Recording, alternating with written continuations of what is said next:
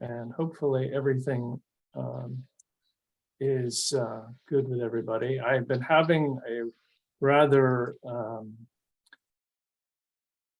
unstable desk sharing issue. So let's see if it settles down here. People should be able to see the agenda.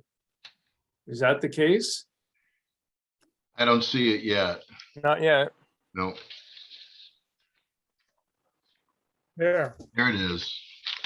There it is. Okay. So I guess I'll we can call it the meeting to order.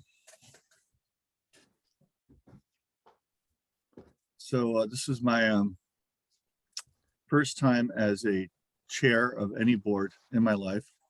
So please forgive me if I skip a few times along the way. We've got some new faces. I think we should do some introductions, perhaps. What do you think about that, Dean? I think that's a great idea. Okay. So in any case, I'm Peter Danforth with the Lamoille County Conservation District. Duly appointed chair for this Basin Water Quality Council. And I guess I will move on to the next people I see on my screen. Jed, would you like to introduce yourself? Sure. I'm Jed Pfeffer. We live in Greensboro. I'm a member of the Stewards of the Greensboro Watersheds and of the Native Fish Council. Great. How about Brad?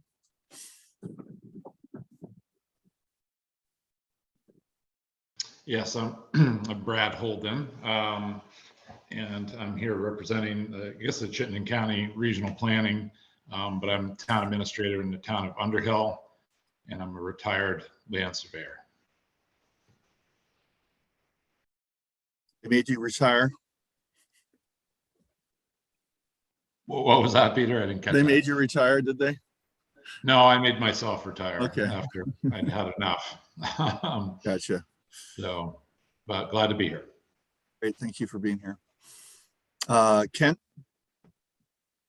Good morning, Kent Henderson. I'm the chair of the Friends of Northern Lake Champlain, and I guess I'm occupying a seat on the council as a watershed organization. I live in the town of Georgia, and I'm a retired dairy veterinarian. Great. I guess Steve Libby. Yeah. Hi, everybody. I'm Steve Libby. I'm the executive director of the Vermont River Conservancy, and we are filling the role of the land conservation group in this on this council. It's great to see everybody. See you too. What do I got? Richard. I'm Richard Goff. I'm a member of the board of directors for Lamoille County Planning Commission. I live in the town of Cambridge. Ethan. Hey, good morning, all. I'm Ethan Swift. I'm the Watershed Program Manager in the Watershed Division of BEC. And I'm here in lieu of Danielle Ozarski. As most of you already know, Danielle has accepted a position with Vermont Fish and Wildlife. And we will miss her dearly, and such a great asset to our team. But I'm going to participate in her stead and look forward to joining you folks during this interim period. Thanks, Ethan. Is it Dia or Dea?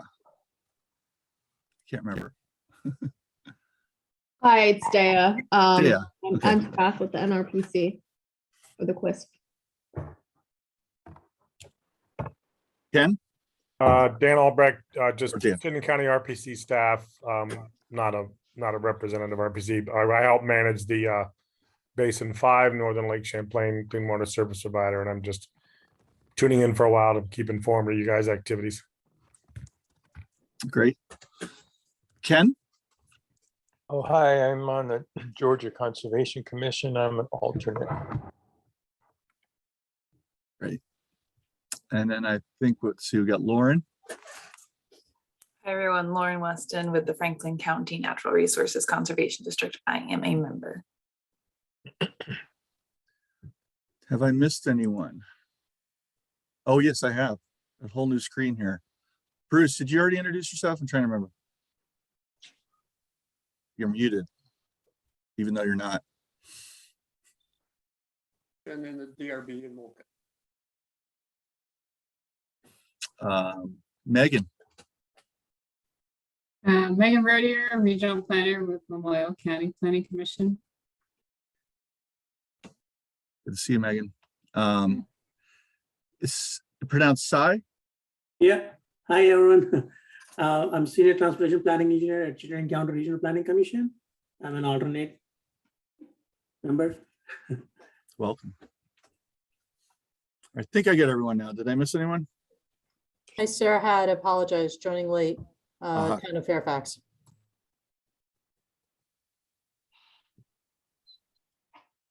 Go through the list here. Think I have everyone now. Thanks everyone for coming.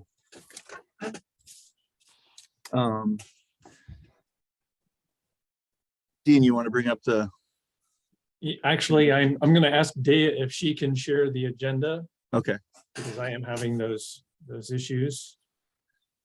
I can probably resolve them with a reboot, but I'll try to avoid that if Dea can pull up the agenda page from the PowerPoint.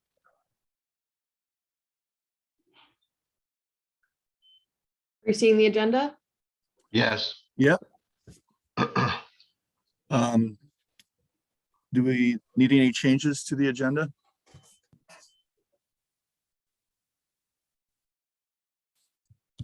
Any comments?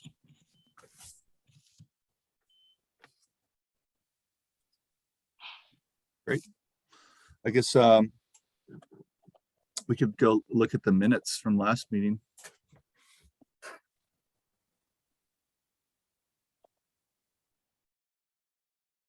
All right. Would someone like to make a motion to approve the minutes? So moved. Do I have a second? I'll second it. Any abstentions? Could we just please identify the motion maker and seconder? Just try to make it a practice that will help us. Okay. Who was the Yeah, first? Richard Goff. I was, okay, it was Dick. Okay. Richard and then Jed, you were the And Jed second? Pfeffer, yeah. Okay. Thanks, Dean. Any abstentions? I will abstain. Have we called the vote yet? I would abstain anyway when we do. Okay. All right. Any questions or comments? Okay. So all those in favor say aye. Aye. Aye. Aye. Aye. That's Brad Holden abstain. sounded like a Dick Goff quorum. abstain.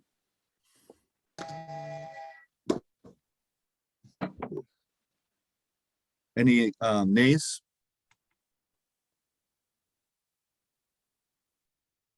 Okay, the ayes have it. What's next?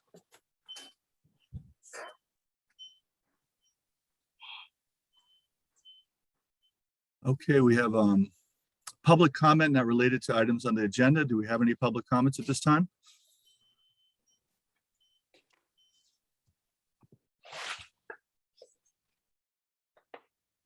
Sounds like a no.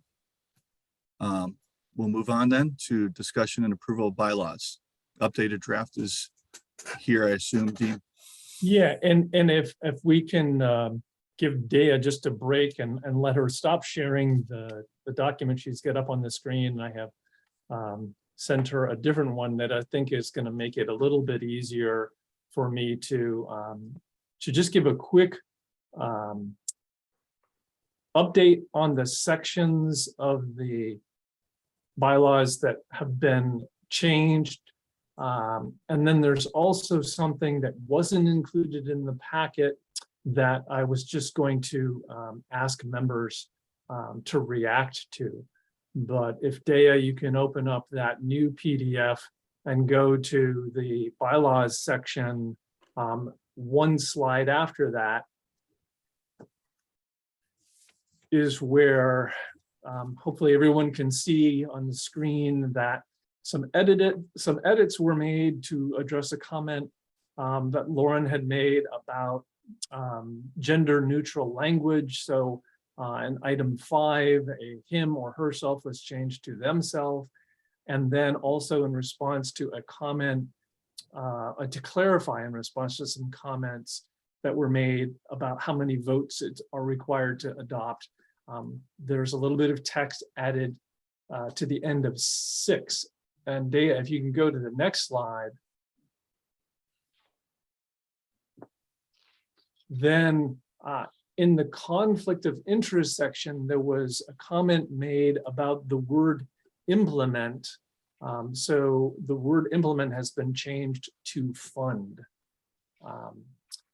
Those were really the only comments that came out of the discussion that I shared new edits with you. Dea, if you can go to the next slide. So this, I apologize, wasn't in the packet. There was some question about, or a comment about notification and how much notification should be given if someone, well, there were 2 dimensions. One dimension was when the council is going to be holding a meeting, and as part of that meeting, there would be a vote on a project or prioritization. There should be more noticed if possible. The other dimension was if a member can't attend a meeting, how early can we let alternates know? So I've drafted the language that's shown in red at the bottom of this to address those 2 points. And you can see, now one of the things that I'm going to say first is that the council is a public body and it's governed by the open meeting law. Open meeting law has a specific set of minimum requirements. Generally speaking, the advice I've always been given by lawyers who work with public bodies and municipalities is they would say things like, be wary of committing yourself to exceeding a statutory minimum. Just because if you miss it, then you might get in trouble for missing it if you have held yourself to a tougher standard. So I drafted this language with that in mind. I also drafted it with this understanding that the council is staffed by the QUISP. It doesn't oversee the QUISP, so it can't really, and these are the council's bylaws. So I've phrased this in a way that's a little bit more of a request than an order, because the BWQC doesn't oversee the council. So in any event, what it says is it's understood by the council, by the BWQC and the QUISP staff will provide formal notice as early as practicable, with special consideration given to notice for meetings when the council is scheduled to vote on a project or project prioritization. So this is something that I'm suggesting maybe you want to think about if this is an important addition that would signal that we will do whatever we can, but there's no specific number of days included.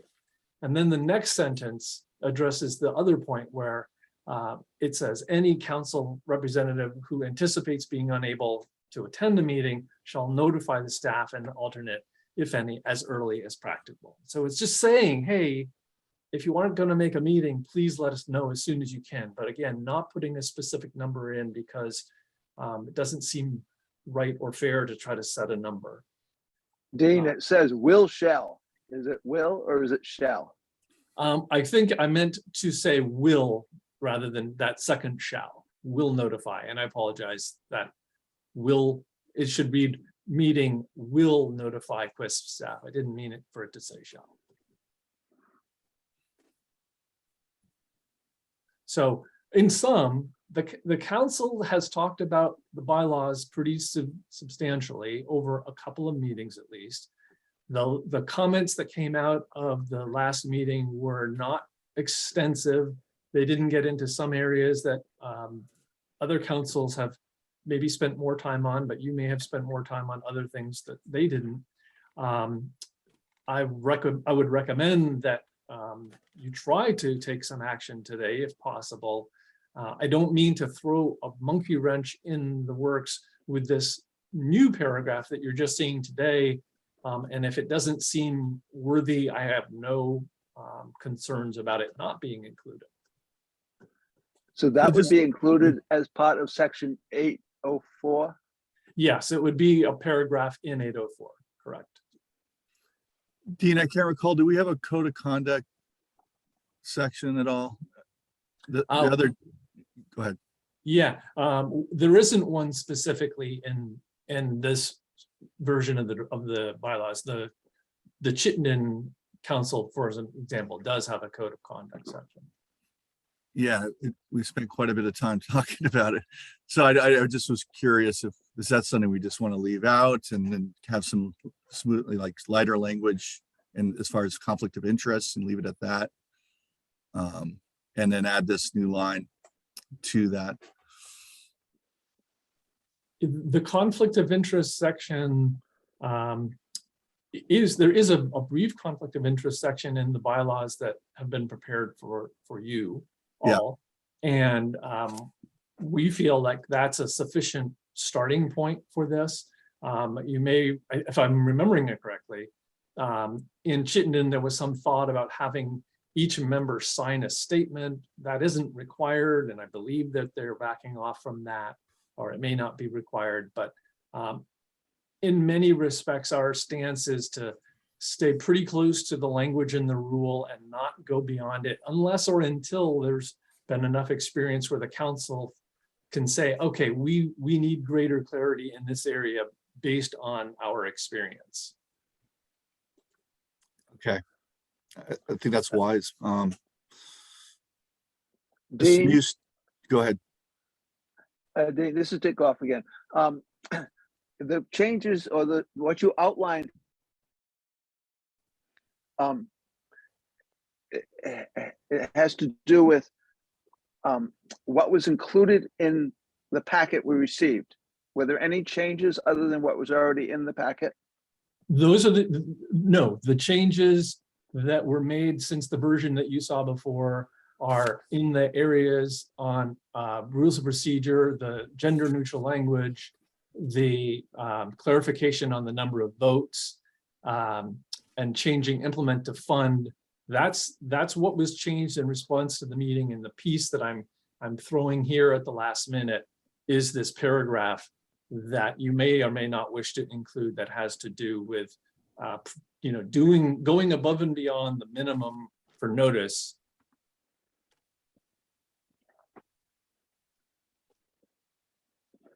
So what we received in the packet includes everything but this last paragraph.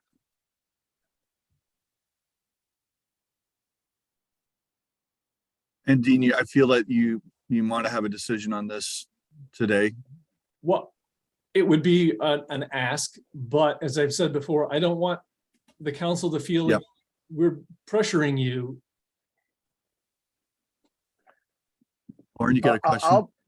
I'll move. Sorry. I'll make a motion that we accept as written in the packet with the addition of the paragraph, and the last sentence will have a will and not a shall. Okay, I recognize Richard Goff is making a motion. Do we want just questions and discussion before we move on? Lauren has raised her hand. Yeah. Let's hear Lauren. Sorry, I just wanted to catch, we changed one part of the gender neutral language, and there's another, like 5 words later, there was another iteration of it, so that should be updated as well. That's my only comment. Lauren, where is that? Which section? I think it's 2 slides back.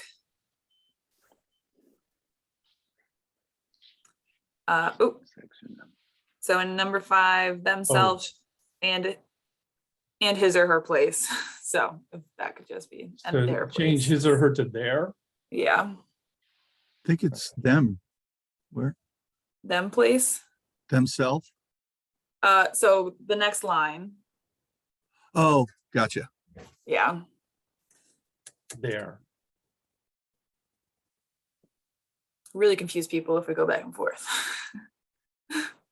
Yeah, I'm sorry. Is this the same section that we're adding the language that you've added, Dean, or is that a different section? No, so if, yeah, so looking at the slide, this is, I got one of the places that Lauren drew attention to, but I missed several words later, and that in the next line, I should have changed his or her to their.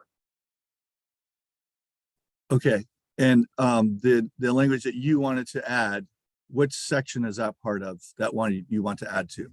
Oh, that would be in section 804, notice of meetings. Okay, so let's get back to that. Let's say, Richard Goff, I recognize you made a motion to accept that with the addition.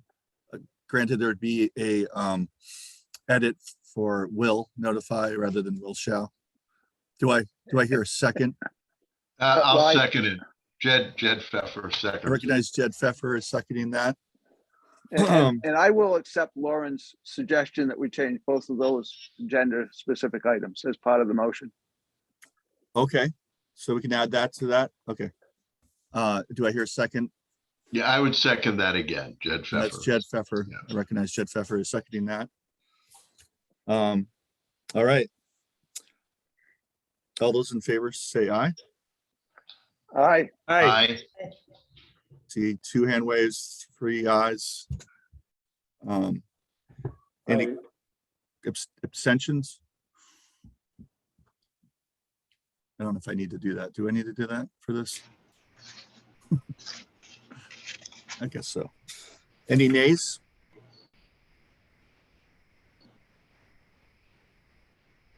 Okay, the ayes have it then. We'll make those changes. Thank you. Well done.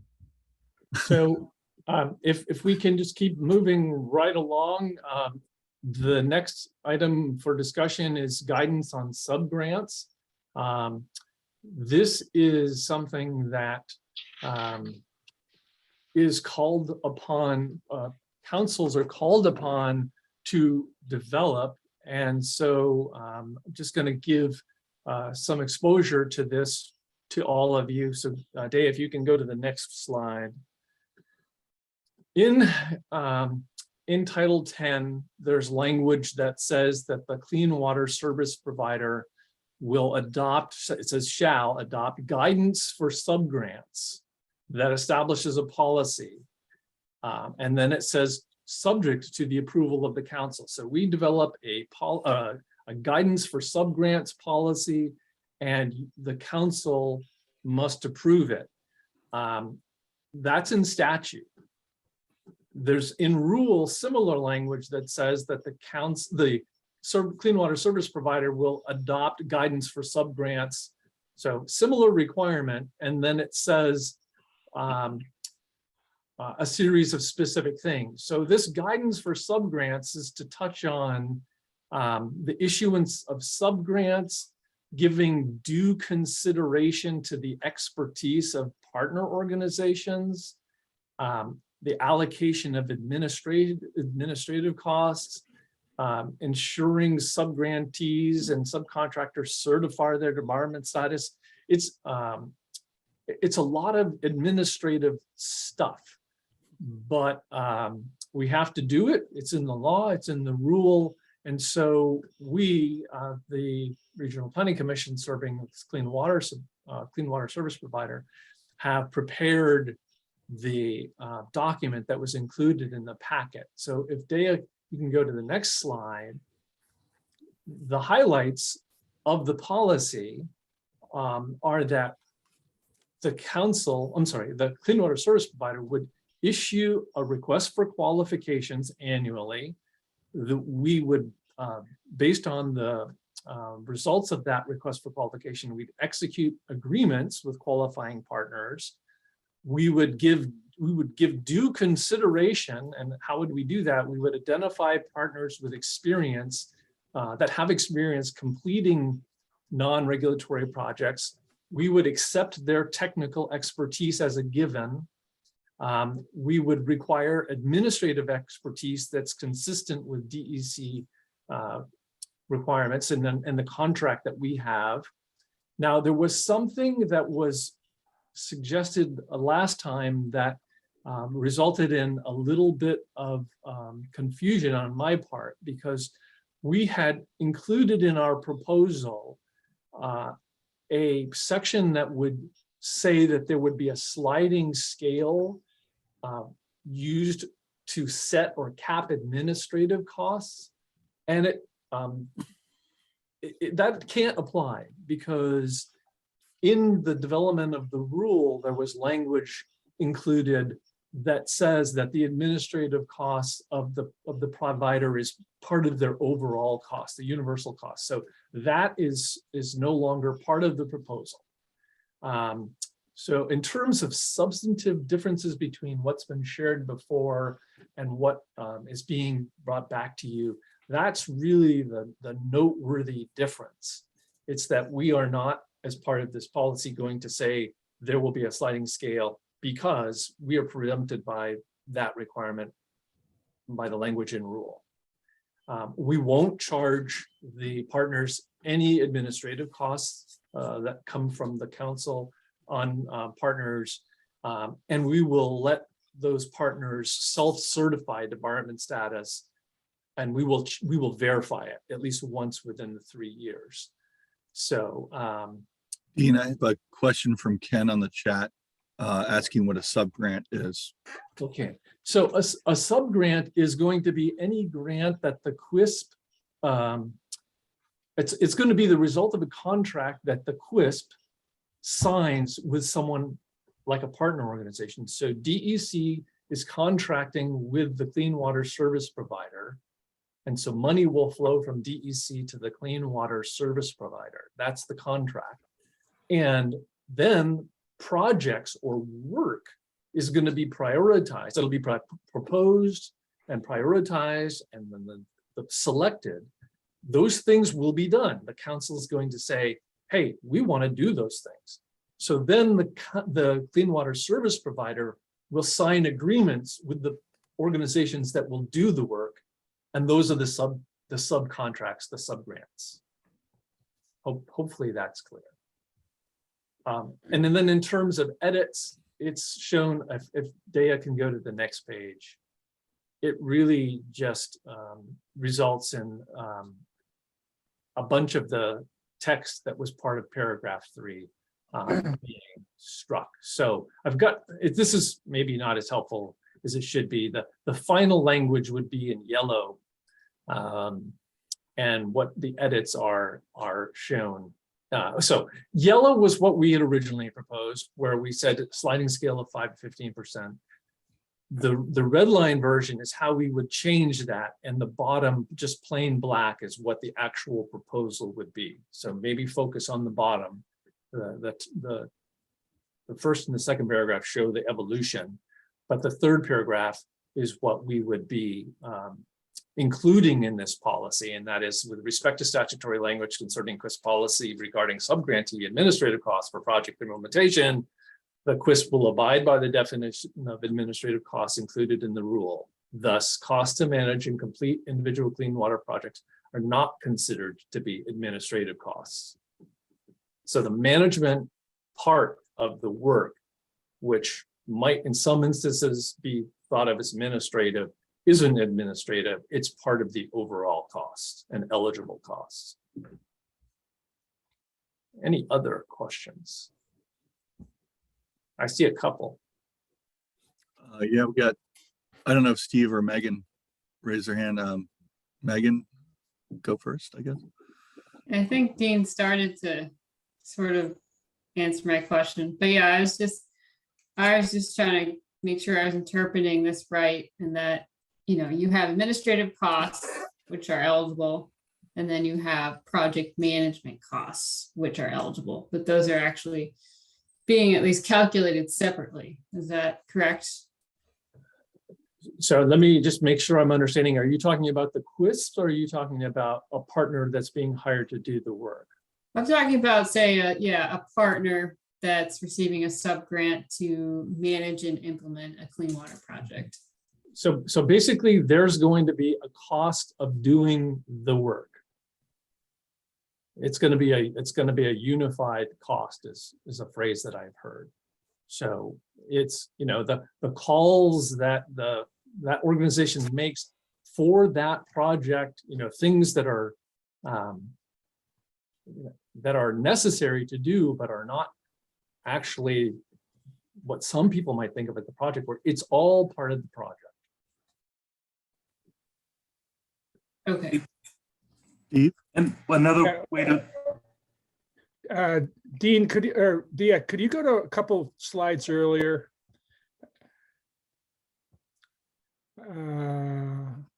Yeah, I guess I'm looking at the QUISP will issue subgrants to other organizations in the basin. Does that preclude organizations outside of the basin? I don't believe so. Do you mean if there's a statewide organization that's doing a project, and I don't want to say too much because I know Ethan has got something he can probably contribute to this whole area, but I'm not understanding that the QUISP and the council must limit the subgrantees to those that have say an office or a headquarters within the basin. If that's maybe the concern, is that the Good concern? question. I guess my organization's based in Montpelier, but we would like to work in all numerous basins doing the type of work we do. And it's just, it says the QUISP will issue subgrants. So it seemed like one could read that to be limiting the language, limiting the ability of the QUISP to issue subgrants only to organizations in the basin. So yeah, I haven't heard that, but maybe Ethan would. Ethan, you have something to say in that regard? sure, I would agree, that we have a limited number of certain organizations that do specific work, such as the Vermont River Conservancy, in advancing projects that help restore, river equilibrium. And in addition, I think there's other consultants out there that do work statewide. For instance, we have certain consultants or contractors that would operate statewide, and where that would be certainly appropriate to want to engage folks. In other words, I don't think that there would be a limit to only contracting with organizations that work specifically within the watershed. Although certainly all of you folks, as members of the BWQ, I'm sure that many of you do implementation work as well. I was also just going to say one other thing about the question that Megan raised, and that is when considering how you provide sort of overall project costs. It's similar in a way to when you hire a plumber to come to your house. They have sort of loaded labor rates, for lack of a better way of describing it, but a lot of their admin or their overhead is sort of included in that overall cost. And that's just, that would be one way to look at how administrative costs are factored into the project implementers themselves. I'll stop there. Great. I think Dan Albrecht, you had a chat note here asking that municipalities be added to number 1 as well. Yeah, that's because they're a potential entity that could do a project. Mostly be organizations, but municipalities could do a project. If I may just interject, the language that's on the slide is from the rule. The proposed policy has the QUISP will issue subgrants to other organizations. It doesn't list them all out, so it doesn't exclude municipalities if that's okay. Or as long as DEC is under the understanding that includes the municipalities, then we're okay.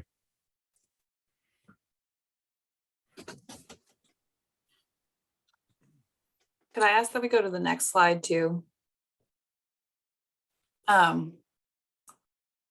I would just be curious, for the RFQ issued annually, does everyone need to resubmit qualifications annually? Or if you're approved once, are you good? Yeah, so it's a 3-year commitment, I guess, or it's a 3-year approval. So the rule, I believe it's the rule, not the law, that says we have to give opportunities for new players on the scene, let's say, or an organization that didn't pursue a partner status in year 1, but we can't tell them, sorry, the next window opens up in 3 years. No, we have to open it up annually, but that doesn't mean those who were qualified in year 1 have to come back in year 2. No, they are good for 3 years. Dan Albrecht, you have a question? Yeah, quick question, Dean. Is the language in the rule at least annually? It might be worth checking on, because I think it is.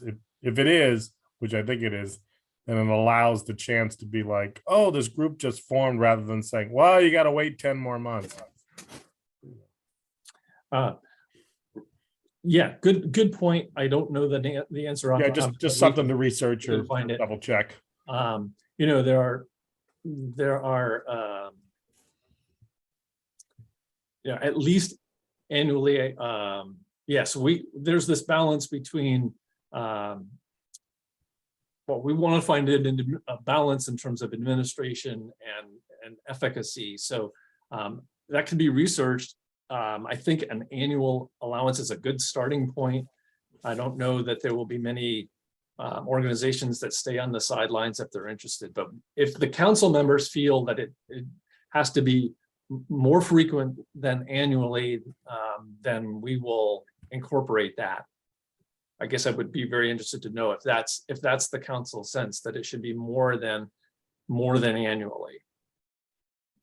Because it could put the council in a position where, you know, it's asked to admit someone or go through the process. And from the standpoint of managing the QUISP, you know, we don't want to be doing it every 6 months either, because it's not easy. There's effort involved with going through the process.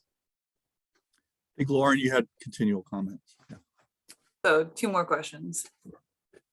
If a organization submits to a QUISP their qualifications, that's just for that one like basin, right? They have to do it for every basin they want to work in.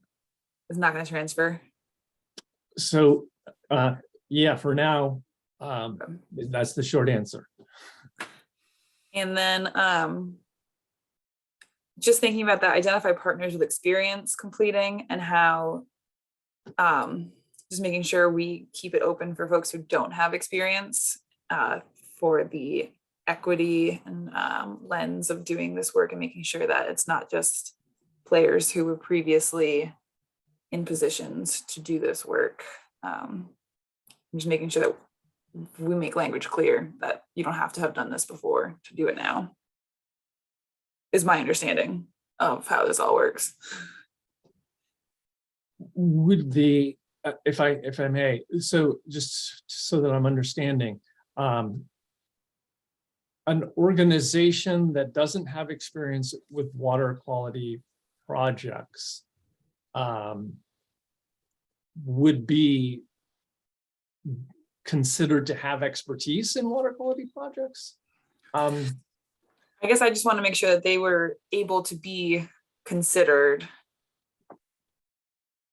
as qualified, even if maybe they hadn't done non-regulatory water quality projects, or they had done non-regulatory other types of projects that are relevant, or want to like toss their hat in the ring with a brand new project and get the experience and access these funds. Yeah.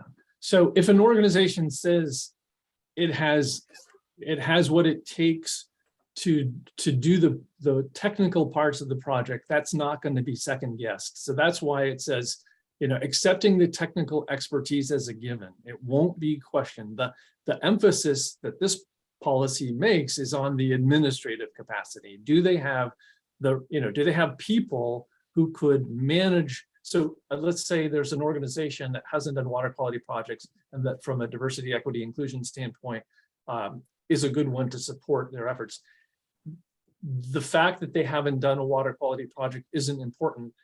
What would be important is that they have the administrative capability to hire the technical expertise.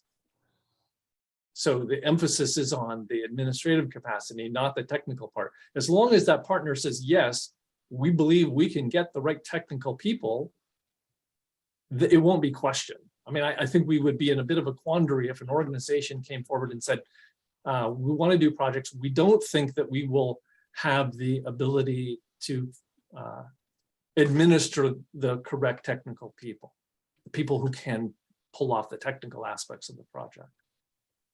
But I would be interested in hearing what others think. Well, Lauren made an interesting point, but I think that quote unquote due consideration thing kind of in some aspects covers that base, because it's like a job application, and you're obviously you want to consider everyone, right? Where it comes in with the technical expertise. I think it's kind of a trust issue, with the QUISP, if, they're willing to be open to all applicants on the RFQ. But that's a good thing, consideration that you brought up, Lauren.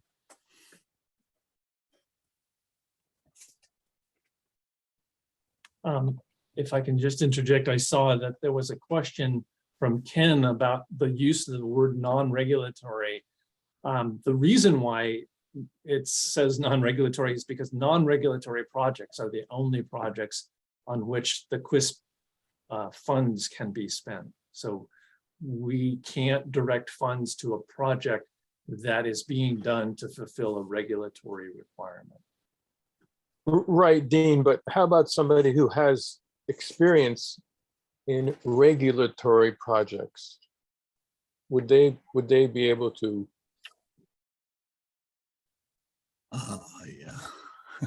Yeah. So the short answer is yes, because what's the phrase non-regulatory is really having to do with the funding eligibility. But I think we can understand that the actual technique or the actual thing on the ground can be used in a regulatory fashion, and it can also be used in a non-regulatory fashion. Right.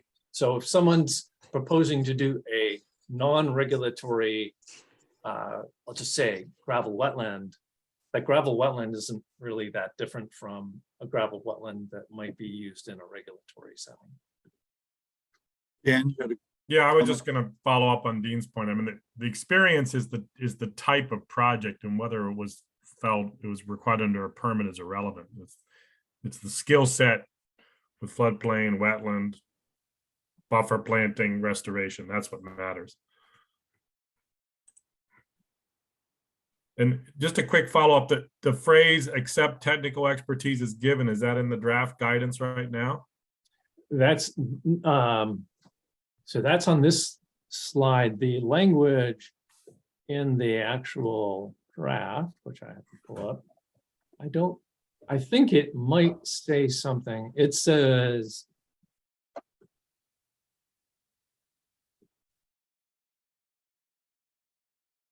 yeah, it says drafting RFQs that accept as givens the technical expertise of. Okay, what chapter is that in? What chapter and section?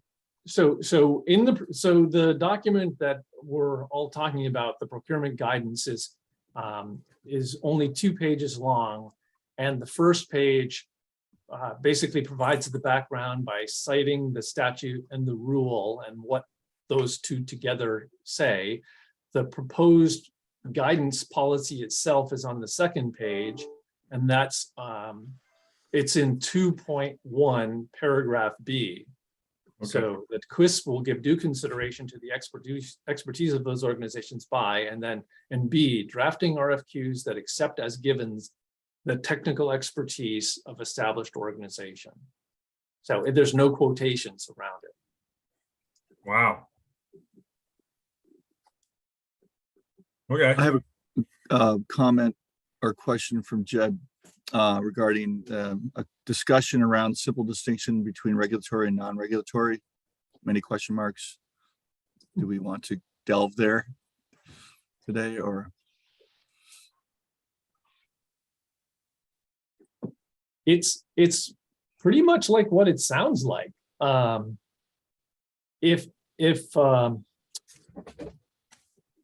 town is required to make a change to a roadside ditch because of the municipal general roads permit, then these funds can't be used for them because that burden is on them. And if there's funding for it, it comes from other places. That's, a simple example.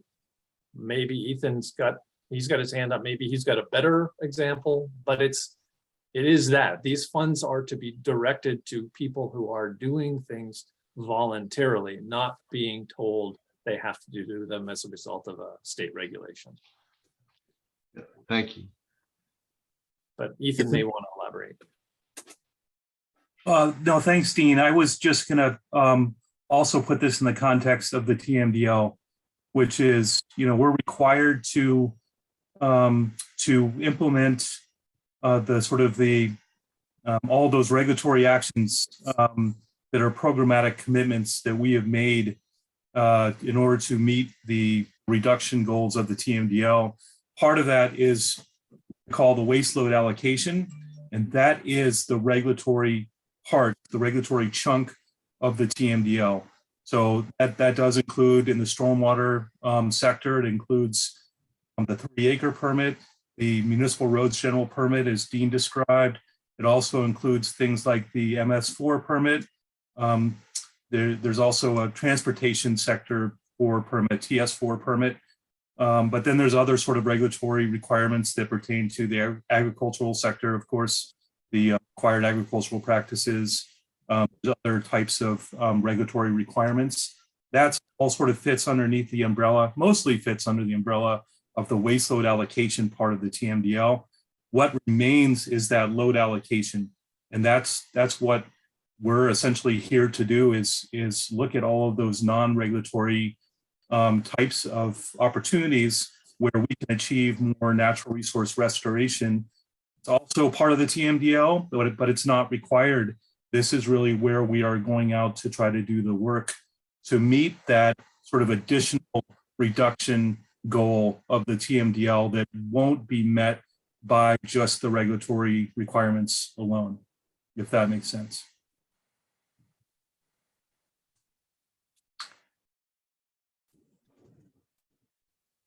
Yes, while the councils and the clean water service providers are focused on the non-regulatory piece, there are lots of other people who are focused on the regulatory piece. And we're just staying in our lane. Other question. That said, there's also something in the act which I know that you all are also aware of, but if you all, the Basin Water Quality Council, if the clean water service provider meets the target reductions that have been established, so if we sort of meet that, allocation of pollution reduction that is non-regulatory, that is natural resource restoration, then some of the funding could go eventually to help municipalities meet their obligation with respect to 3-acre permits, and then even additionally, private landowners. Again, this is all sort of down the road, I think, looking at, how well we can meet those targets that have been set on the non-regulatory natural resource restoration side of that equation, just to complicate things a little bit further.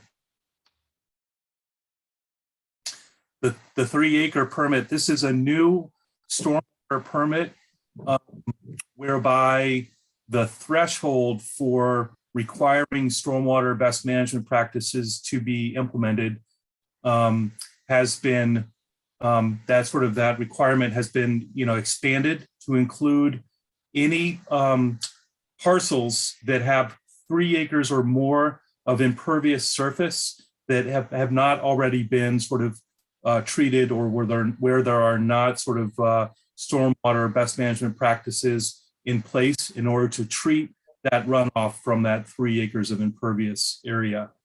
So it's sort of it's a new requirement. It does sort of lower the threshold of who now is obligated to be compliant with this permit.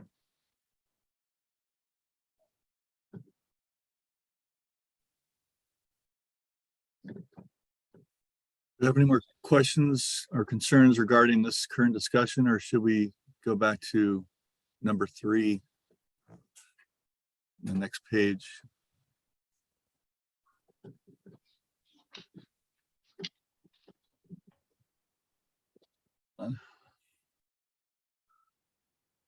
So again, like with the bylaws, we are asking that the council consider making a motion or taking an action on this. Not forcing the issue, but it's something that would be good to put in the completed column if it's possible. So would anyone like to make a motion to make the final changes on number 3 listed before you? I'll make a motion to approve the language as shown in red or in black on the In screen. black. Yeah, sorry. I recognize I Lauren. got there. Lauren Weston. Do I have a second? This is Kent. I'll second. I recognize Kent Anderson seconding. Any abstentions? Okay, hearing none. All in favor, say aye. Aye. Sounds like a quorum. Any abstentions?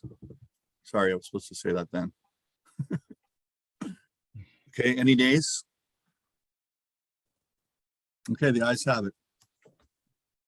With respect to the change, number 3, the final wording as viewed on the page. Onwards. Onwards. This is where we can turn things over to Ethan. Ethan, I don't know if you wanted to share a screen or anything. We have links that we can put in the chat to the documents. I can do that. But do you want to share? People did get the implementation table as part of the packet. So however you'd like to proceed. That's great. Well, thank you. And I can start off by just, providing maybe a little more of an introduction to the Tactical Basin Plan and what it's really intended to do. I know that most of you folks, if not all of you folks, are aware of our Tactical Basin Planning process. And I'm sure that most of you folks have also participated in the development of the Lamoille Tactical Basin Plan as partners in the basin planning process and as statutory partners. I know that some of you folks have regularly participated. And so I'm sure that some of what I'm going to say might be a little redundant, but bear with me. I'll provide sort of a little bit of an introduction. And then once we start talking about the implementation table itself, I can try to share my screen and just give examples. Since a lot of you folks have already been participating in the Tactical Basin Planning process, I also just welcome your jumping in and certainly correct me or make some comments or ask questions. I really want this to be an open discussion because I know, again, that many of you folks are well aware of the Tactical Basin Plan. So I'll just start off with that overview and then we can go from there. I'm sure too that you all have also had a hand to play already in identifying some of the strategies and the related actions in the implementation table. and have been partners in implementation work. So, we certainly appreciate all the good work and partnership that you folks, have provided thus far. So our tactical basin plans, they've been developed in accordance with our surface water management strategy. And I can talk a little bit more about that. And also sort of in compliance with our Vermont water quality standards. And essentially it's it's the mission of the agency and DEC to protect, maintain, enhance, and restore surface waters. It's the biological, chemical, and physical integrity of surface waters. And so really it's about, looking at sort of, we on a 5-year basis, we look at new or sort of recent water quality monitoring data to assess the condition of surface waters throughout the basin. It's not just about Lake Champlain. As we know, there's many other smaller streams and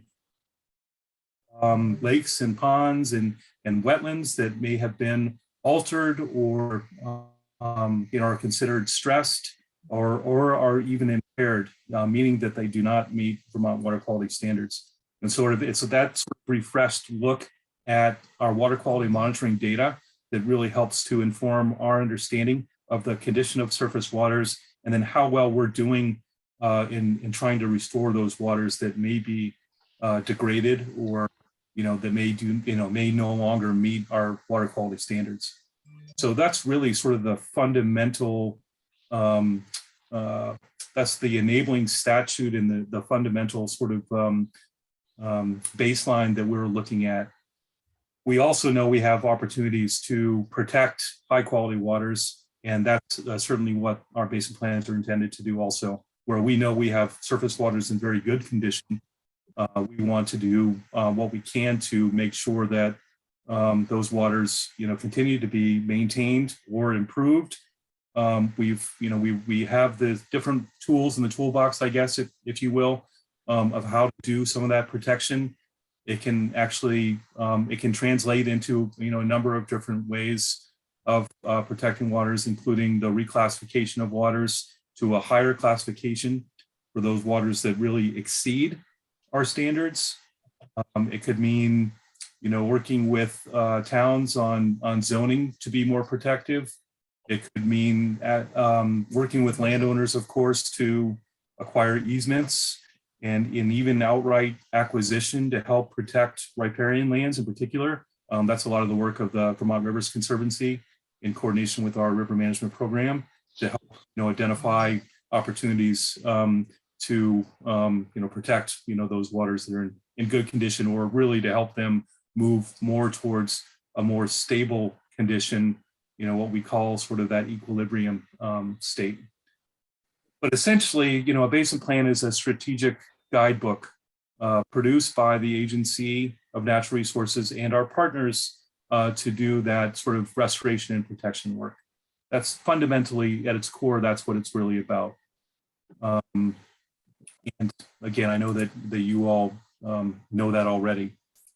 And we look at the action items that are identified in the implementation table. There really are sort of based on these the objectives and the strategies, related strategies that reflect on what that surface water monitoring data analysis might show.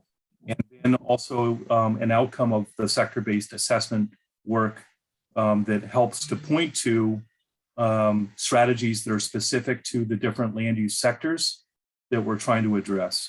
And I know that, again, many of you folks have been involved in some of these sector-based assessment efforts, but I can give some examples of what those are.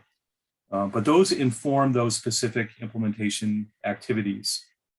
And it is, when we write these implementation tables, they're really intended to be action items that will be accomplished within the next 5 years. Some of them may be, a little bit longer than that. But really, we have to sort of revisit the plans every 5 years. So we want, many of the actions to reflect on, some 5-year goals as a way to measure our progress. And I should say too that, the actions, while many of them are related to implementation work itself, to actual projects, some of the strategies and related actions might be more related to providing technical assistance to landowners, or really advancing sort of education and outreach efforts and initiatives. Some of them might have to do with, where to focus future assessments, but they really do sort of relate back to all of the goals and objectives that are identified in our statewide surface water management strategy. And so that calls out the major stressors on the landscape that are related to the activities, the land use activities that beget the pollutants that affect waters. And so, we look at some of those stressors. We look at, channel alterations, with the river channel alterations or channel modifications. We look at land runoff. We look at thermal modification as a result of the removal of riparian vegetation. We look at things like aquatic invasive species, and even things like atmospheric deposition, acid rain, and other forms of atmospheric deposition that also affect our surface waters and affect fish and bugs that can, really alter that habitat. So the implementation table serves to identify those high priority implementation actions and tasks. These are intended to provide opportunities for all the stakeholders within each major river basin to pursue and secure the sort of either the technical resources or the financial support to advance projects for implementation. And again, those projects can take many different forms, but many of those are the actual sort of on the ground types of projects that we know we need to implement in order to achieve our clean water goals. And again, these are priorities that we rely very heavily on our partners and stakeholders in the basin, you folks, your organization, to help carry out those actions that are identified in the basin plans. And so, as we know, sometimes these projects take some time to implement. I was actually once a basin planner before I became the program manager, and I wrote the basin plan back in the day for the Otter Creek watershed and the South Lake watershed, and Kill, Wilumzik, and Hoosick watersheds. And so, had some experience in coordinating with some of our partners in those basins to help do implementation work. We also, we worked side by side in doing a lot of water quality monitoring and looking at, different sector-based assessments, and then sort of moving projects through that whole sort of process of project scoping, and then the feasibility of projects and everything sort of along the way, including design and the actual implementation efforts. So let me, I'll go on for just a couple more minutes, talk more specifically about the implementation table. But so, when we go back and look at the condition of surface waters over the last 5 years, we can rely on the list of impaired waters that gets updated every 2 years.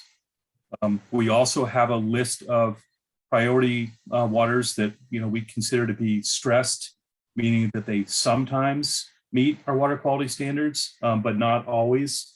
And so there's something out there that is affecting that surface water. It may not have resulted in an impaired condition, but we know it's something we want to sort of keep our eye on and continue to look at. And then we also sort of see the priorities that are identified in these sector-based assessments. And when I say sector-based assessments, those sectors do relate a lot to the TMDL. So we have, the developed plans, or the stormwater types of assessments related to developed lands, but also to roads. We look at other types of assessments. Certainly there's the road erosion inventories that are happening around municipal road assessments. but we look at things like stormwater master plans, certainly. And more recently, the Lake Watershed Action Plans, which sort of have a mixture of several different sector-based assessments incorporated into them. So as a result of doing stream geomorphic assessments, and that really relates to the study of the physical processes that a river is going through, but that helps us produce river corridor plans. It also helps to identify priorities for river restoration and river protection work. We can also look at, there's many other types of assessments out there. You folks are involved with them, but we look at the assessments of our dams and look at sort of, those dams that are high priorities for removal. We can certainly look at, more hazard mitigation types of work, assessment work, or, looking at, just trying to sort of build flood resiliency. That may be a part of some of the river corridor plans, but it may also be related to where we have transportation infrastructure that is undersized or could be maybe relocated somehow. But there's many other sort of different sort of facets and aspects of those sector-based assessments.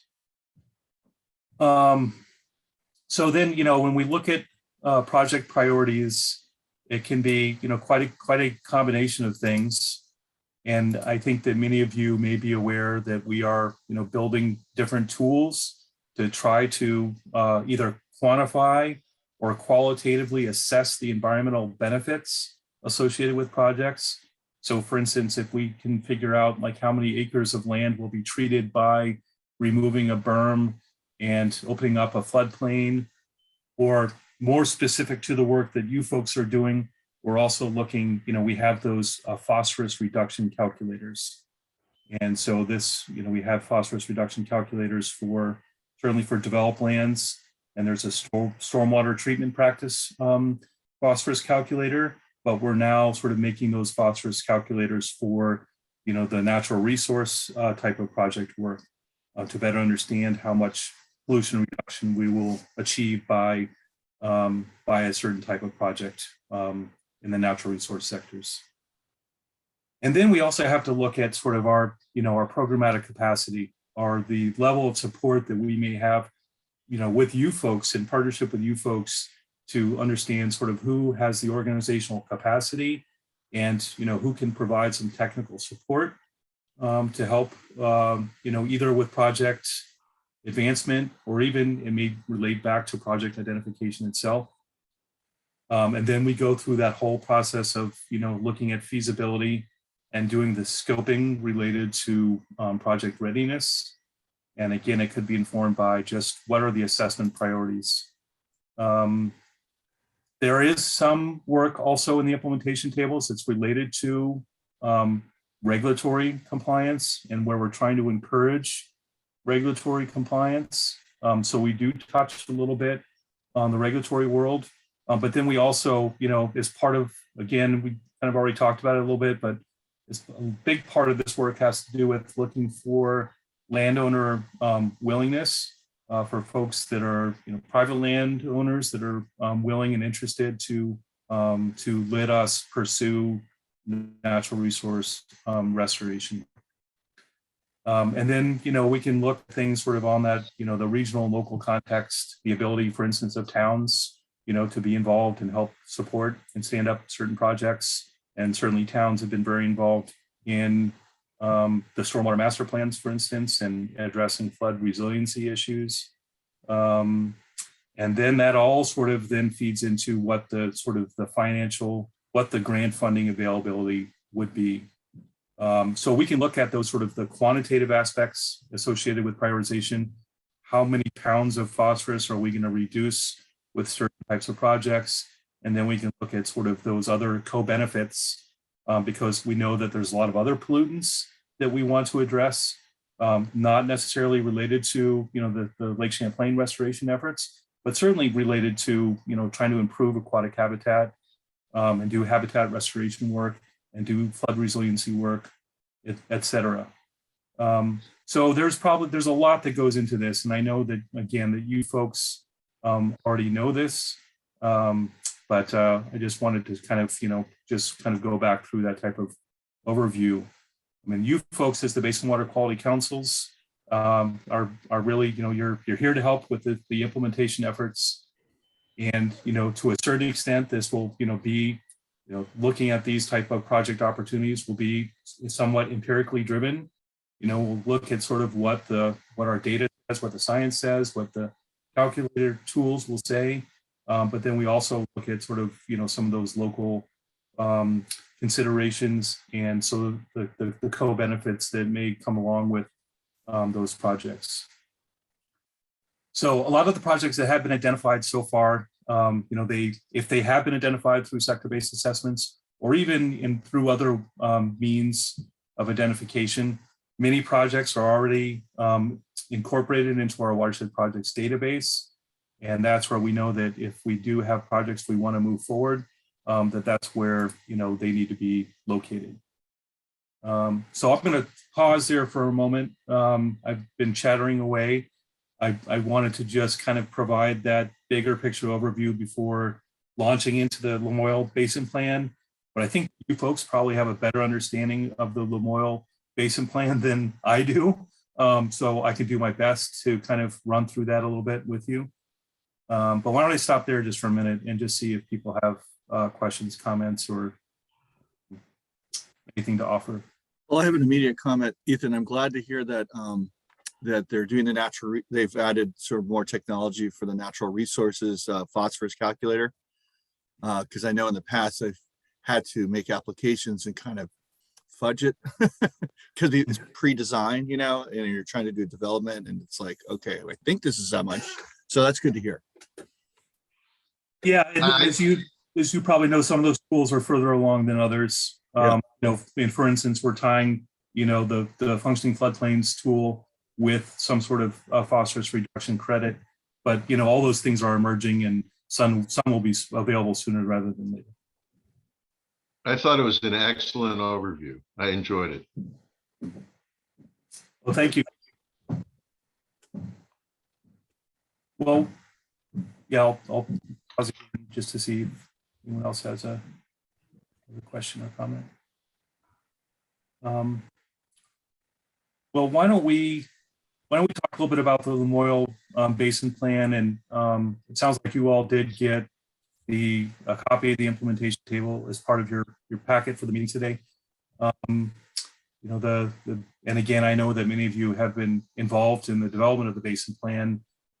I know that there's a great deal of information that's in the Basin Plan that's, that sort of helps to kind of build an understanding of how we look at the different sectors that all contribute to surface water condition. And so if you actually read through, chapters 2, 3, and 4, leading up to the implementation table, you'll get sort of a good understanding too of where a lot of this information comes from. But and I'll point to, there's a stormwater section, for instance, that appears, I think, beginning on page 56, and it just kind of provides more of an overview of what here, and I can try to share my screen. I'm not as familiar with Zoom, so you'll have to bear with me while I try to see if I can share.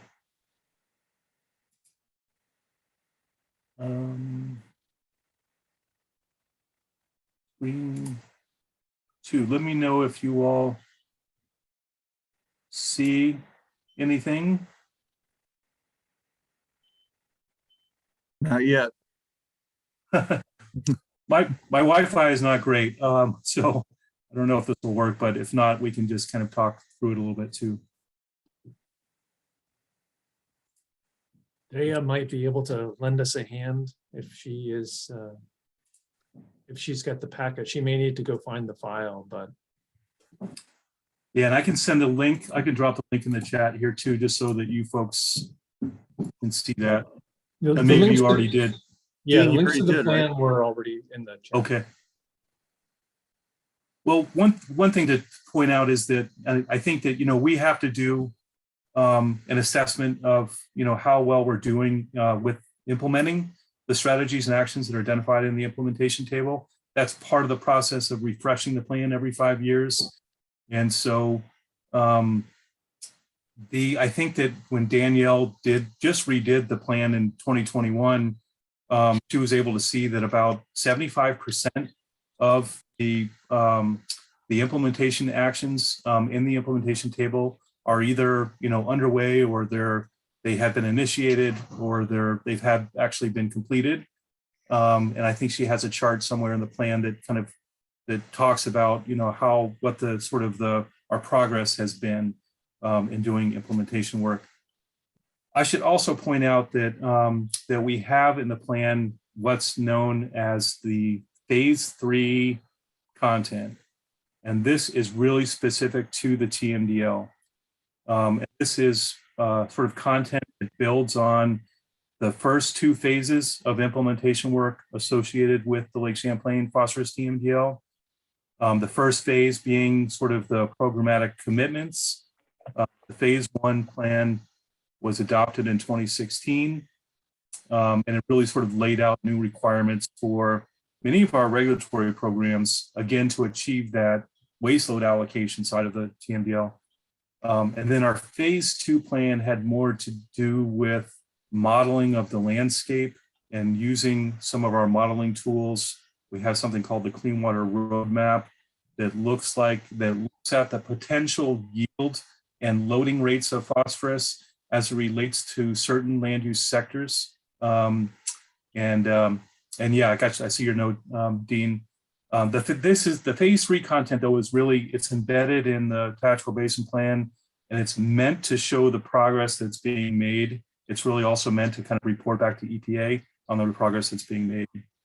And again, sort of looking at the stormwater sector, I'll use that as a way to jump into the implementation table. So in the last, I think, 5 years, many of you folks have been helping to develop and advance the stormwater master plans, and looking to help towns also get sort of on board with some of the work that they need to do. And so if you look at the implementation table, I think it's in the stormwater section, and let's see if I can get to the right page. I have a question from Jed. If you Sure. He's asking how are priority towns determined? I noticed that in some of the strategies, Greensboro is not included. Yeah, it could just be, and I don't know if you have a more specific question as far as which strategy we're looking at. I think, for priority subbasins, a lot of this is a reflection of what the monitoring data says, but then where we've been able to do certain assessments. So the Lake Watershed Action Plans, for instance, and I know that was something that's just now, I think, happening or underway in Greensboro. Is that right, Peter? Or am I misremembering that? Well, it's not my area, but yes. And I think, despite that, there's a lot of towns that aren't in this list, but yet we still do projects there. And for instance, Eden and Elmore are where we did, lake action plans, but they're in the process of being implemented. So they've, I guess, dropped off the priority list. And but Greensboro, it's a good question. It's just it depends on who is talking to who at what point. And then the numbers too that you have in the Tactical Basin Plan, numbers of projects probably lend to that, correct, Ethan? Yeah, that are been listed. So that, but even if something isn't listed, I know that it's still taken into consideration. If it's on a project list, it's still marked down, but maybe, yeah. So it's going to be complicated moving forward. And sometimes that's a really good point. Because basin plans are only refreshed every 5 years, there are assessments that happen during that interim period that may call out sort of new priorities for implementation. And so, if Greensboro, for instance, is not listed somewhere, we may have called out that, that Lake Watershed Action Plan was needed for Greensboro, or that a stormwater master plan is needed for a town. So if you look at strategy number 15 on page 89, It says, for instance, identify and develop priority stormwater projects from stormwater mapping reports and from stormwater master plans. But this does sort of, calls out just the need to continue to do that assessment and that project identification. This can get also very specific. So I'm looking at like the strategy right above that. Number 14 says provide technical support and an alternatives analysis for the town garage relocation in the town of Elmore. And we know that in some cases, town garages were constructed a long time ago and maybe very close to a stream or right next door to right next to a lake. And so we know that sand from that sand pile or salted sand is running off into surface waters. So in some cases there are very specific projects that are identified here as priorities, but in other cases it may just be, it's a broader strategy, but it may be pointing to an assessment. And so when we talk about a priority project being developed, being identified in a basin plan, it could relate back to a broader strategy that's then pointing to, a forthcoming assessment or one that, may have been underway when the plan was developed. To add some clarity or unclarity to that specific 14 Lake Elmore, we specifically took that project out of the watershed action plan because the town and the politics and how they had to make a lot of municipal decisions and there's transition. So I think that's why that's been separated out in this particular case. Yep. That because we just didn't want to include it. There could be some regulatory things involved and sure. So yeah. Yeah. And again, that's sort of my, without having a better understanding of sort of what's going on in the Lamoille River Basin. I think that part of this too, and just wearing my basin planner hat for a moment, some projects take a long time to get to implementation. And, we worked on a really big project down in Rutland County after Tropical Storm Irene that had to do with a berm removal and a floodplain restoration. And it took us, and hopefully most projects don't take this long, but it took us up about 10 years from when we started doing the assessment work until we finally got an agreement with the landowner about taking out that berm and restoring the floodplain. And it was a really big project, but it just took a lot of time to kind of address all the conditions that the landowner had. And we know that those things just take time. And sometimes we know, the landowners will change.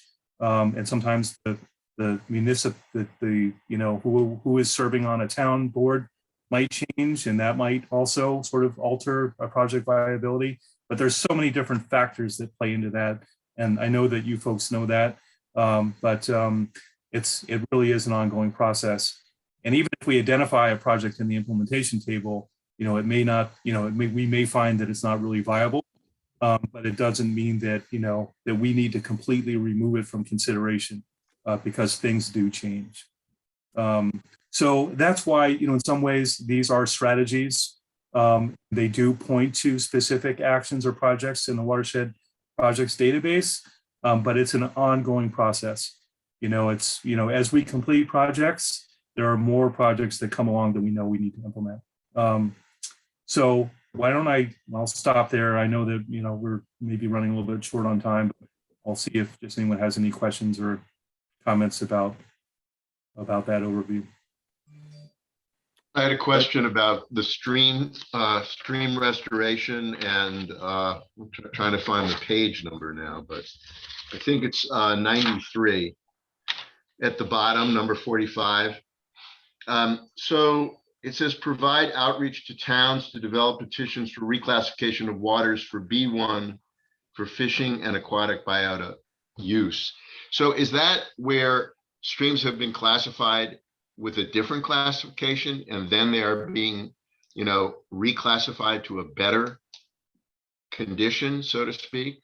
Or is it just that they were never qualified, they were never classified at all, and now they're, the population or the interested participants are being asked to, go through the classification process, reclassification process? Right, all surface waters in the state have been classified, and this classification took place a long time ago, back in the early 60s. But the classification sort of regime changed. You know, we used to have class A, B, C, and D waters, but we really, our class D waters became the impaired waters list. And then we had just class A, B, C. C became waters that really are in need of additional assessment, and that became our stress waters list. So everything pretty much became either class A or class B. Class A got broken into class A1, which are surface waters above 2,500 feet by statute. Those are considered to be ecological waters in very pristine condition. Class A2 are surface waters that are used as a drinking water supply. And now class B got broken out into class B1 and class B2. Class B2 is really sort of what most of the surface waters in the state are classified. It means that at the minimum level, that if surface waters meet the B2 criteria, it means that they meet Vermont water quality standards. If they exceed that class B2 criteria by certain parameters, then it would qualify for, and really it meets class B1, and therefore, you know, it's a candidate for that reclassification. So were there streams that actually were classified as B1, or was B2 the general classification and B1 became a reclassification of streams? This all came about in the 2017 changes to the Vermont water quality standards, where we broke class B into B1 and B2. And so all surface waters by default that were class B became class B2. And now we are going through a process of reclassifying surface waters that exceed B2 into that class B1. But it's really only just begun because, again, these changes came about in 2017.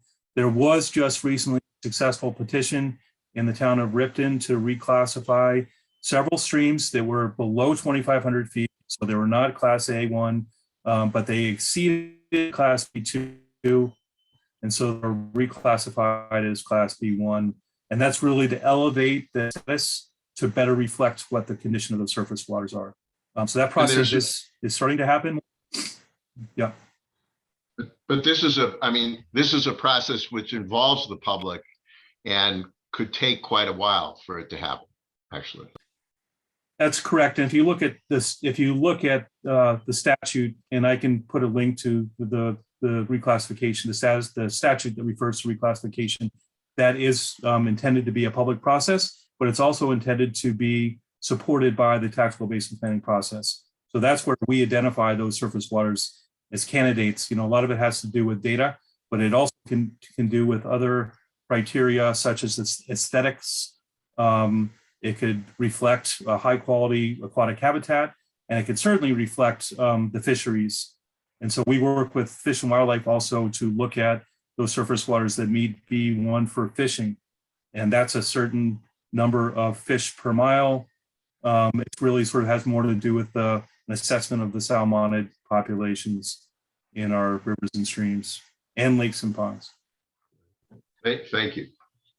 I'm gonna, Peter, if it's okay, I'm gonna encourage a transition in our topic of discussion just to keep things close to meeting our end of meeting time, if that's possible. Sorry to put the cane on Ethan, but yeah. Thanks for accommodating me with as much time as you did, though. I appreciate that, and hopefully some of this resonates with you all. I think Ethan's email is in the chat too, so you could probably follow up with more questions directly to him.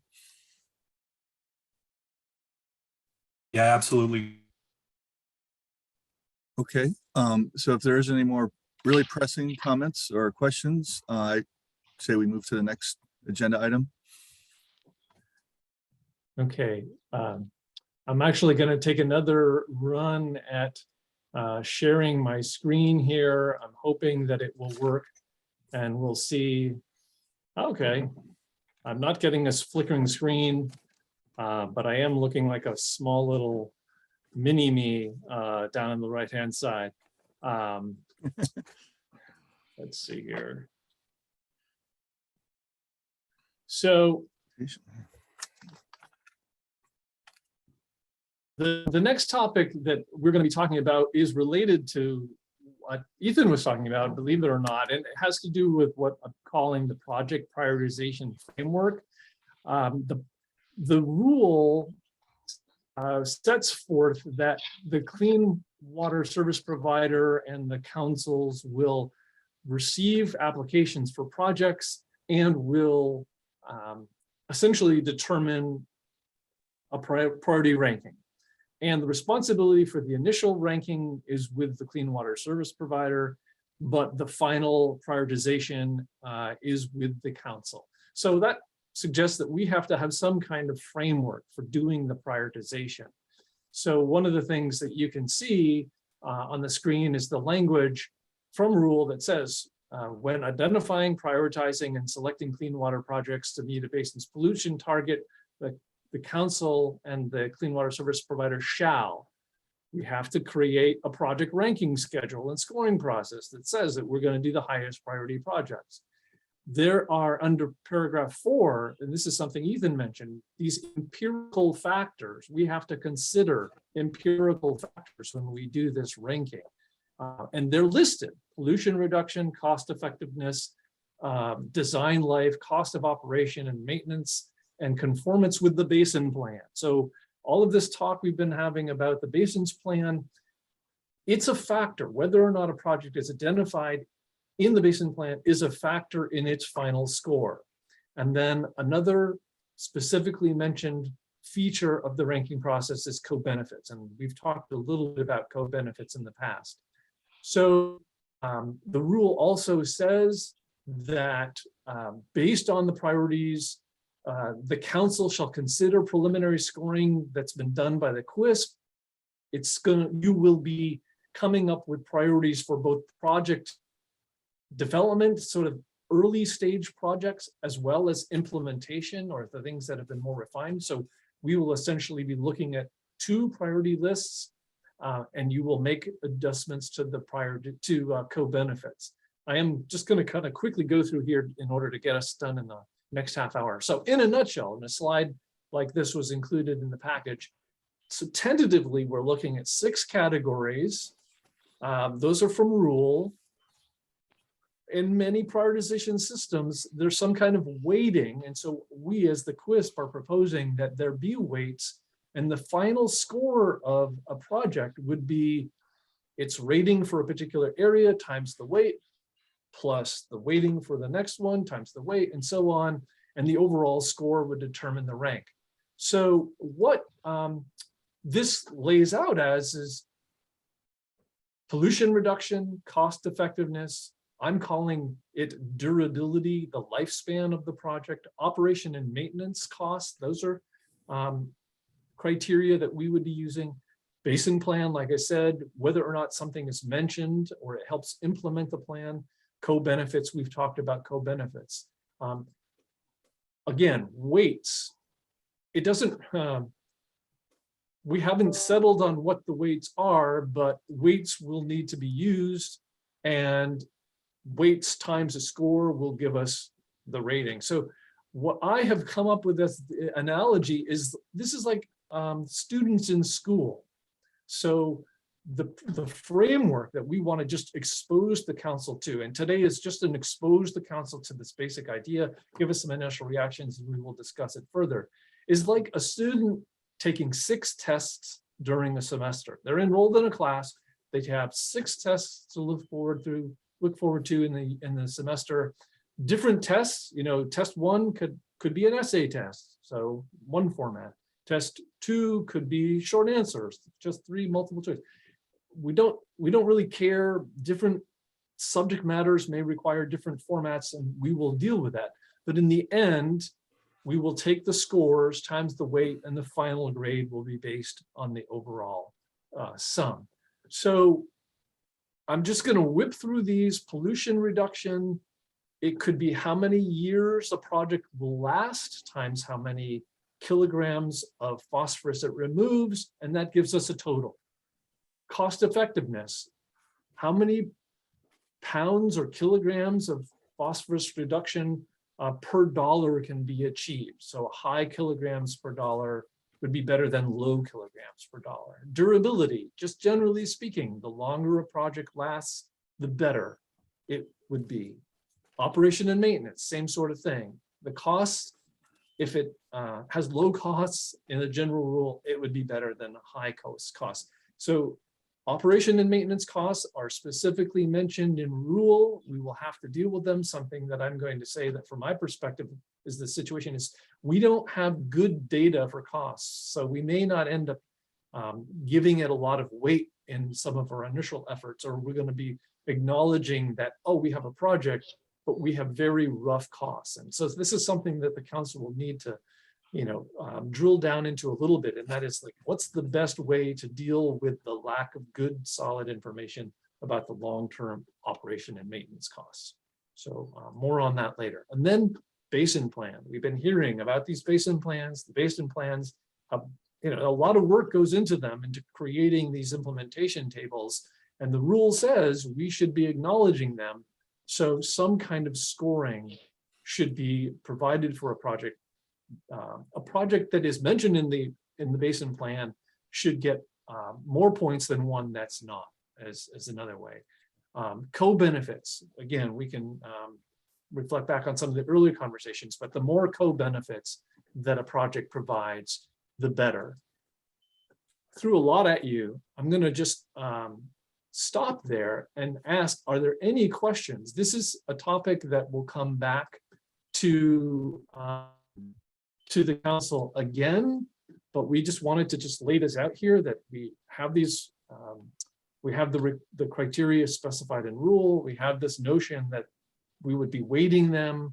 What questions do people have based on what I have? I see a couple of hands, Peter and Lauren, and I don't know who raised it first. Well, I'll let Lauren go first and I'll be next.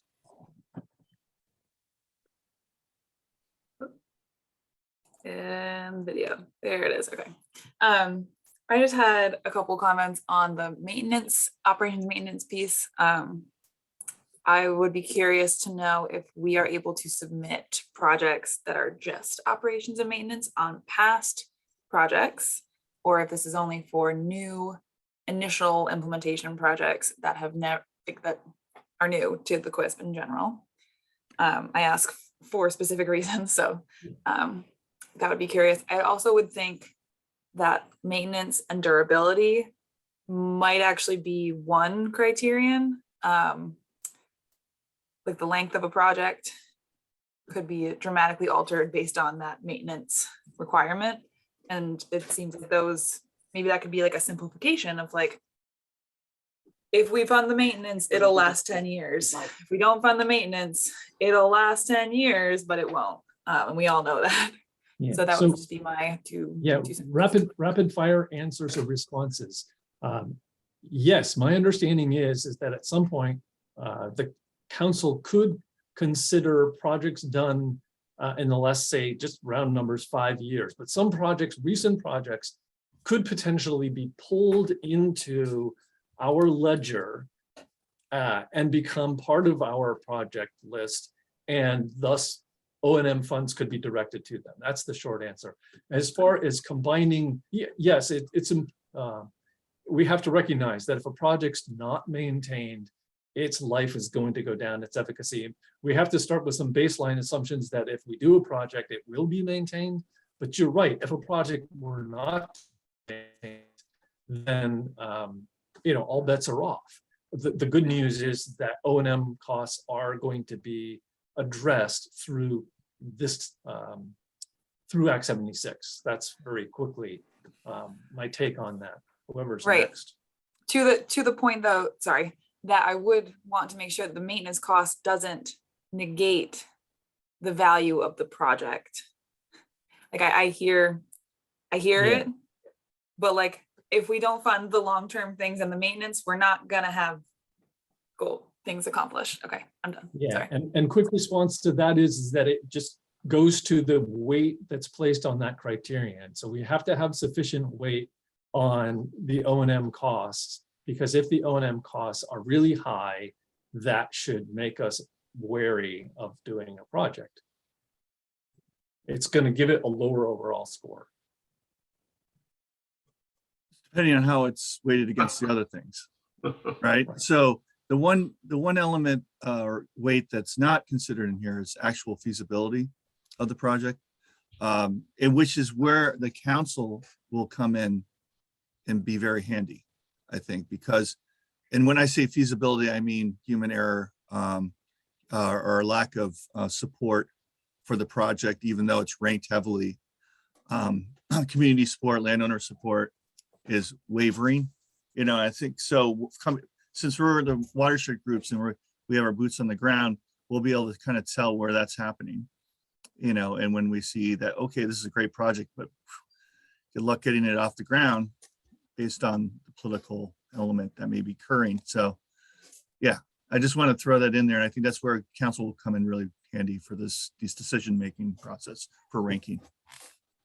That's all I got. Just in response to Lauren's comment, I mean, I could see projects that would have materials that were extremely durable, that didn't require so much, maintenance, and then others that maybe the materials were not as costly, but they required a long-term in terms of maintenance. So, I mean, I think it really depends on, the very specific project and where those costs are going to show themselves.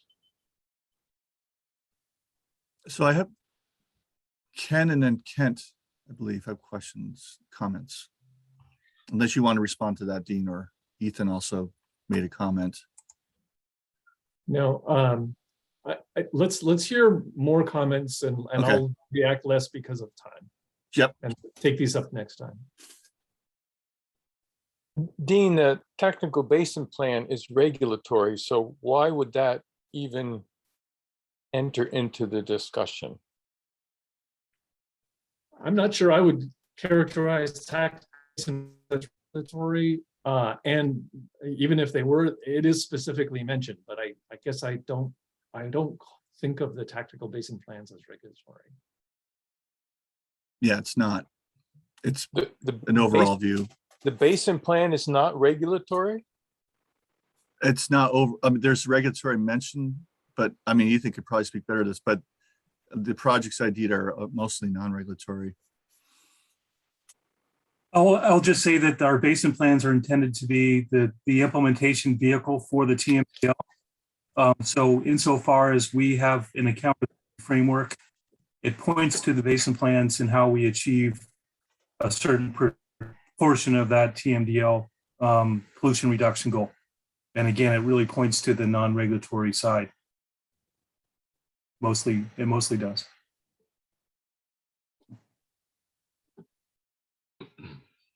Ken?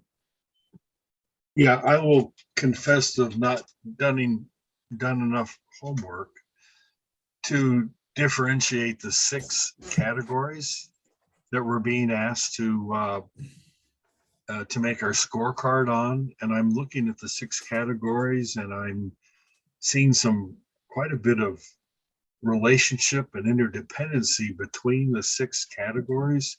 Could I ask how they were determined? What's the origin? How were they determined? And I'd like to know a little, because to me it seems like cost effectiveness and durability really run hand in hand. And I can just see a lot of interrelations here, and I'm just trying to get my idea about how do I separate these out and actually put them in, how to separate them. If I can just jump in, the short answer to the question is we're following the rule, and so we must observe the rule. How they came to be in the rule, I wasn't part of that discussion, but maybe Ethan can quickly address how those came to be included in the rule. But they are what they are, and they're in the rule that we're to follow. So you're saying this is a DEC statute that we are following? Is this legislated? Or what's the origin? This is an administrative rule. So as many people know, in Vermont, many times laws are written and they're passed. And then after they are passed, there are administrative rules that are written that go through their own separate process that provides some of the details for the workings of the law. That's what happened here. So Act 76 is the legislative framework. The Clean Water Service Provider Rule is the administrative rule that was written following Act 76. And we even have now another thing that goes beyond that. That's the guidance that we will talk more about at some point. But this is a set of rules that you can think of as really integrated with the law and carries it out. Ken, I don't believe you had another question. I think you just had your hand up still. Wasn't sure. I'm all set. Okay. So we got like 15 minutes, I think, according to our schedules. I would suggest, unless there's really crucial questions that need to be answered, that we go to the next item. Or Please, anybody fire questions to me, and I would be happy to have conversations with you about them. And if I can just hold the floor, there are some things that I wanted to touch on that we can cover quickly. One is the meeting packet included a memorandum from Catherine Dimitruk in her role as the director of the Regional Planning Commission. The Regional Planning Commission has to update its plan, just like these tactical basin plans. The regional plan has to be updated. That process has begun. There are some guiding principles that help the commission do that work. Those will be addressed first. The Regional Planning Commission has adopted an inclusion statement, and Catherine in her memo would like to know how members of committees that work with the Regional Planning Commission, how will that inclusion statement affect the work that you do? And what inclusion related goals do people feel, people who serve on committees that relate to the RPC, should be included in the regional plan? We acknowledge it's not an easy thing to answer questions like these as a group. There can be a quick discussion today if that is the pleasure of the group. Dea has included a link in the chat because an online survey form was created so that people can respond individually. So if people are happy to just say, okay, I'm a member of the council and I will provide answers to these questions using the form, that's certainly an option. But it's really a request from the Regional Planning Commission for members to provide input. perhaps people could get this link and answer it at their convenience, and then bring it to the next meeting, the results.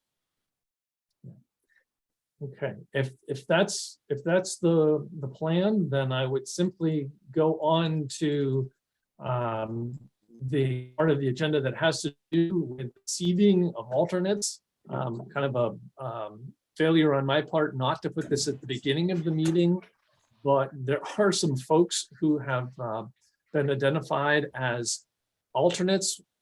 Having alternates is going to be helpful going forward in cases when people must step down from a vote or recuse themselves. So in the meeting packets, we had 3 folks recognized, one in the regional planning sector. That's Megan, who introduced herself earlier. Sai Saripalli, who works for the Chittenden RPC, would be another backup RPC person. And then Joanne Hanowski would be a backup in the Watershed Protection Organization realm. And really at the opening meeting, this was nothing more than an acknowledgement. I don't recall whether or not there was a motion, but we should at least be able to show that their status as alternates was presented to the council, that there were no objections or what have you, and that it was done and accepted. Would someone like to do that? And if any of them would want to say a few quick words, that's okay too. I just wanted to, there's a slight update on the stewards of the Greensboro Watershed. Stu Arnold, who is on that group or in that group, asked the Greensboro Association, which is a bona fide volunteer organization, if the stewards could become part of the Greensboro Association, and they agreed to that. So now we are officially part of the Greensboro Association. So I know that there was a question about the stewards because we do not have, voluntary legal status, so that now we do as part of the Greensboro Association. That's just an update. Good news. I'm just going to raise the point that I've raised before of it would be helpful if the alternates could be from other sectors. And I don't think that that's possible, but just sounds like it would make sense to me given the need for recusals later on, that it wouldn't be somebody who also might have the same conflict of interest. Yeah, that's on our list of things that we'd like to change.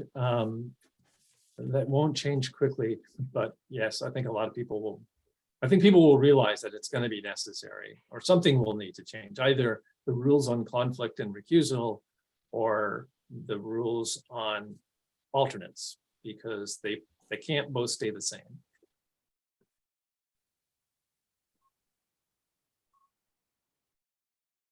Is this a tabling kind of thing? Or not? I mean, because it sounds like we have two layers going on here. Are we willing to accept how we've gone about things, or do we want to consider, expanding upon what Lauren said? I mean, I'm not sure how to go from here. Yeah. There's no specific. I mean, I don't know if Lauren would have a specific proposal to essentially shift. I mean, if that were to happen, then I would say my recommendation would be approve things as they're presented in the table first, and then we can bring something back that would shift it if that is indeed the will. But my understanding is that we don't have that authority to do that. Whether or not we would get slapped if the council did such a thing remains to be seen. Okay, so the initial leaving it the way it is right now, is that a motion sort of item or not? Is it just the way, or? I'd be happy to have it handled in a motion, because it would be very clear that way. Okay. So does anyone like to make a motion to have the alternate list and how it's run currently remain so? Yeah, I motion that it be accepted as it's seen. Okay, so I recognize Jed Trevor about that one. Okay, do I have a second? Dick I mean, I Goff already will had a second second. that. Okay, who's that? Do you have a Richard? second? Okay, I Yeah, I'll recognize Richard second it. Goff. Okay. All in favor, say aye. Aye. Aye. The abstentions?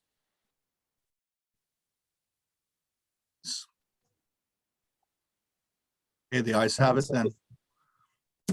I'm sorry, I just missed who seconded in the motion.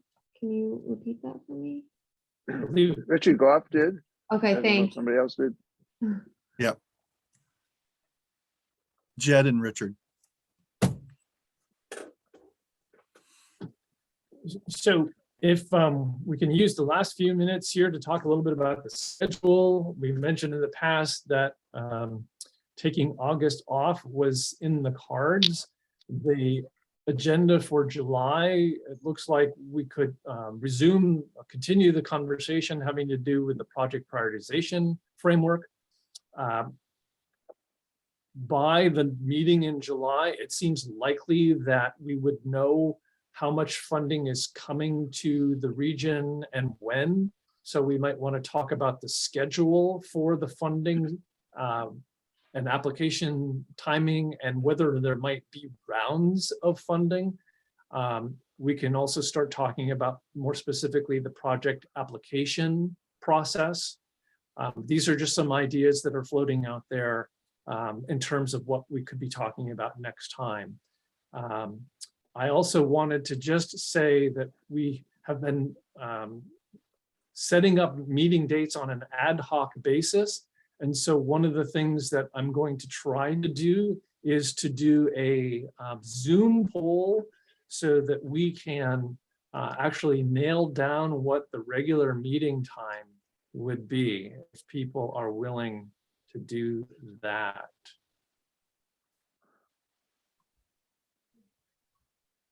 Sounds good. So I'm hoping people can see a poll.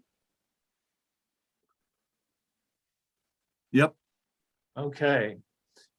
So please attack it at your earliest opportunity. This is a poll. It's not a survey that will last later, but and one of the things that we needed to do, if you can listen to me babble while you're filling this out, is to have some indication of who you are, whether or not you are a representative or an alternate. So the questions do have more choices than would otherwise be the case if it was easy for me to split out the answers from representatives and alternates and anybody else.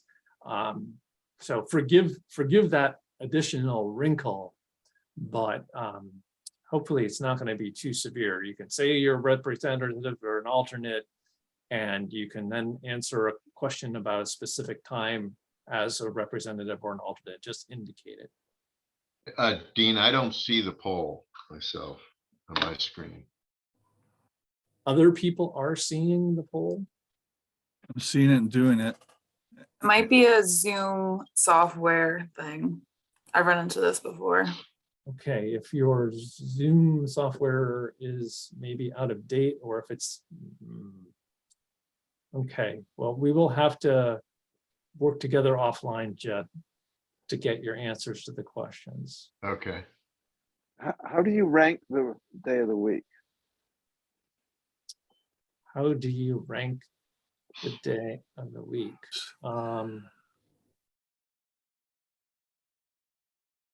Oh, hold on. Can't So unclick too. I started adding into the alts and I can't unclick that now. nuts.